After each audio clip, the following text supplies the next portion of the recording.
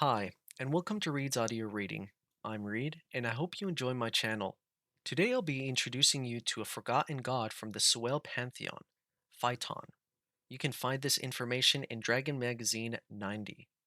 Phyton, god of beauty and nature, lesser god. Phyton is a tall, slender, youthful looking man with a light complexion. He can shape change into the form of any being that normally inhabits a forest environment, including that of a trent. When in his natural form or another form that can bear the weapon he carries, a scimitar that is +3 to hit, a total of +6 including his strength bonus, and does 1 to 20 points of damage, +7 of his strength bonus. The scimitar can become invisible upon his command, even in melee, but only when he is wielding it. On one finger of each hand, Phyton wears a ring enchanted with the force of a permanent shocking grass spell that does 17 to 24, 16 plus d8 points of damage to anyone or anything he touches as he desires. A successful roll to hit is required for each touch. The victim is allowed no saving throw if the touch succeeds. He sometimes fights using only the rings. In such a case, he is allowed one attempt to touch per hand in each round, and his strength bonuses do not apply.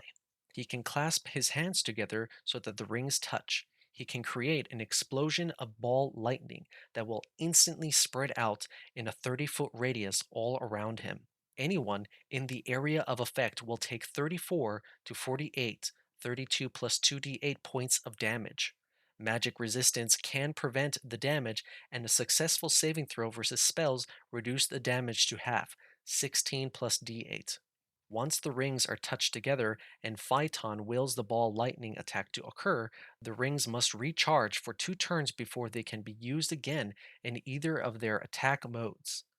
Phyton is immune to any poison that is even partly made of plant material and can neutralize poison of that type if it is present in another figure out to a range of 30 feet. When he is in a forest occupied by trents, he can summon them to fight for him. A group of 7 to 12, 6 plus d6, will answer his call, each one arriving 1 to 6 turns thereafter. In a forest that does not contain trents, he can summon aid as per a double strength call woodland being spell. 2 types of creatures excluding trents will appear instead of just one. Phyton can use either of these summoning powers 2 times per day. Phyton has power over beings and items made of wood. He cannot be touched by any non living item made of wood unless he allows it. This includes such things as hammers, axes, and spears with metal heads, but shafts and handles made of wood. In addition, he can cast a warp wood spell as often as desired, once per round maximum, out to a range as far as he can see and against any volume of wood up to the sides of a small tree. Magic items made of wood are allowed a saving throw versus crushing blow at a penalty of -4 to avoid the effect. If the item does make its saving throw, Phyton can usually still achieve his desired end by simply casting another warpwood. The only time he might not be able to get off a second casting of the spell in time would be against a hurled weapon or an arrow in flight, which would reach its destination before he could use the spell again in the next round. Because of his influence in the forest, coupled with his tendency towards neutrality, Phyton is worshipped by many druids. Chaotic good clerics also are found in his clergy in great numbers. The druids and clerics of Phyton usually wear simple robes of brown or green, but in the autumn his higher level clergy are garbed differently and gain special powers as follows. Clergy of 7th to ninth level wear yellow robes in autumn. During that season, they may use a warp wood spell up to 3 times per day, over and above any spell they are already entitled to. Clergy of 10th and 11th level wear orange robes in autumn. During that season, they get the extra benefit of up to 3 tree spells per day.